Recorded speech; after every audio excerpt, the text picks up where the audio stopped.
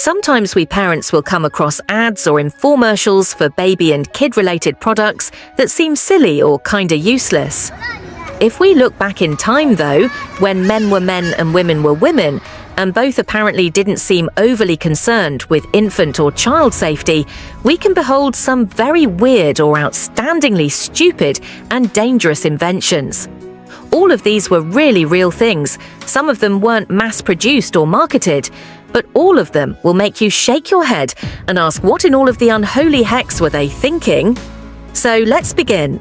Mrs. Winslow's soothing syrup, which was said to calm children and freshen their breath, but unknowing to the parents, was laced with a dangerous amount of morphine and alcohol. According to the DEA, some infants who consumed Mrs. Winslow's soothing syrup went to sleep and never woke up. Mrs. Winslow's soothing syrup was around until the 1930s. Believe it or not, in the 1900s, parents were concerned about their children not getting enough fresh air as cities grew and more children were born within them, and this was their solution. According to Popular Science, this steel cage can hold up to 500 pounds and was anchored to the window to protect it from strong winds, the automatic baby feeder. Feeding a baby is never an easy job, even if this next device may give that illusion. Yet the person who patented this contraption probably never fed a baby in their life, since they didn't know that babies tend to wiggle, stop and, well, breathe during feeding. With the risk of spilled milk or asphyxiation, this device was retired, and rightfully so. Gas attack pram. From 1939 to 1945, the Second World War ravaged Europe. There were frequent air raids across the UK and continental Europe, leaving residents terrified of potential chemical gas attacks, which fortunately never came. The wheeled pram was air-sealed and looked a little like a rolling coffin. It was an effective method of protecting your child, but the mothers must have been grateful that they never had to test how effective they were. Thumb guard.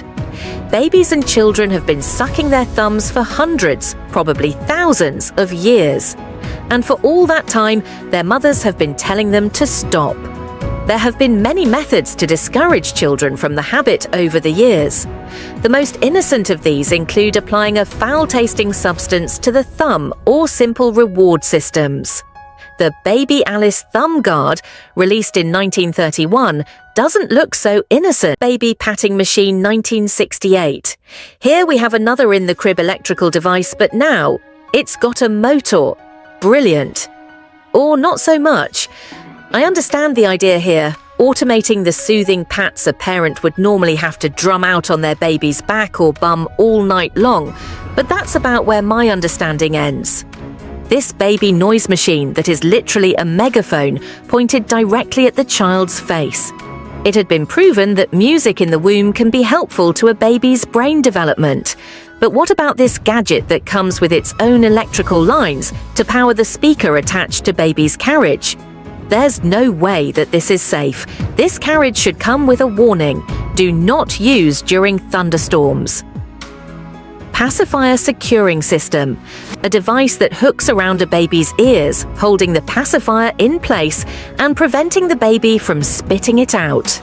That thing is totally a ball gag for babies. Also, the patent notes that the device is inspired by the type of tracheal tube fasteners they use in hospitals. Diaper changing aid, 1978. You know those times when your infant overpowers you during a diaper change, giving you the kung fu shuffle while giving their muddy junk the old razzle-dazzle? Me neither. I mean, they can be really difficult, sure, but not so difficult that Hannibal Lecter restraints seem necessary. Baby's first tat. Apparently, baby stealing was a much more serious problem in the 30s than one might have guessed. Using a UV light, this machine brands the initials of a newborn child into the skin, so the child is not mistaken for another child. Given what we know now about tanning bed, this technique from the past sends a shiver down our spine. These inventions are part of our history. We have somehow, yet thankfully, come to a point where equipment used around infants must pass rigorous safety tests. I want to be glad that our parents survived despite these strange inventions. Thank you for watching the video. Subscribe to the channel and expand your horizons with us.